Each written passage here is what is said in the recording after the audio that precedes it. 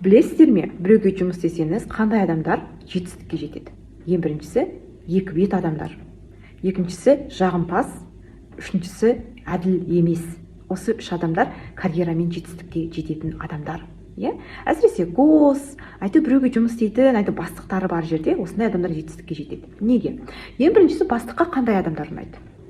Удобный адамдар, айтқаннан шықпайтын, өзінің ойы жоқ. Сондай адамдарды бастықтар жанында ұстағысы келеді. Екіншісі екі бет деген ананың өсегін айтып келеді, мынаның өсегін айтып келеді, ана коллегамен жақсы сөйлесіп келеді да, ертең келеді саған өсегін айтады. Вот екі бет осындай. Үшіншісі әділетті емес. Яғни ол адам ішінде бір ойды ойлап тұрса да, бастығына ол айтпайды ойын.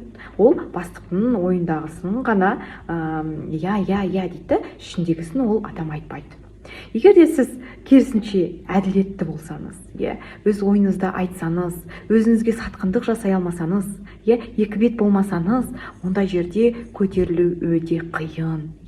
Ондай адамдар өзіне жұмыс істеген дұрыс, немесе жалпы ондай жерге жұмыс істесеңіз көтерілмейсіз, өмір бақи сіз жүресіз лох болып, чорт болып.